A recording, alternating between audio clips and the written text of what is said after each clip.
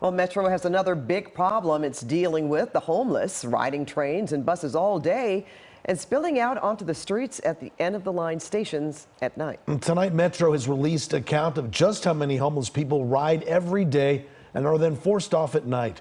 As Benedict reports, the problem is massive and solutions are difficult to find. It is the rush of rush hour, but on the Metro as most scurry to get out and head home. In North Hollywood, there are always a few who linger just to ride again. It is really like being on Skid Row. It's Skid Row on wheels. Now, a new study by Metro puts the count at about 550. That's riders who ride all day with no place to go, as they are seemingly homeless. I'm here at about 7:15 every day. Usually when the train comes in, the entire cart is filled with homeless people. The red line from Union Station to North Hollywood is considered one of the worst. I treat it kind of like wild animals of the city. You just don't interact with them, stay as far away as you can, and you're usually okay. The study shows when the Metro stops just after midnight, more than 100 homeless people get off just here in North Hollywood alone. We have somebody that comes around 5 o'clock in the morning or so and kind of rouses the folks that are around.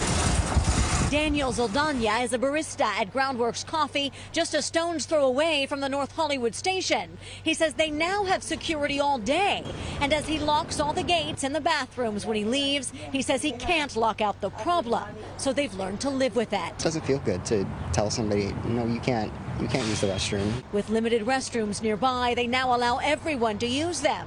He says it's the decent thing to do. Food, water, shelter, restrooms are something that a functioning society would be willing to, bear the costs of. Problems on the Metro are well documented. Drug use, overdoses, disturbances, and people passed out. Others aren't even fully clothed. Well, I've had people fling me. Sorry, I shouldn't swear, but I've definitely had that. One guy tried to attack me with his bicycle. Even a month ago, they're literally smoking crack on the car. So we're breathing in crack.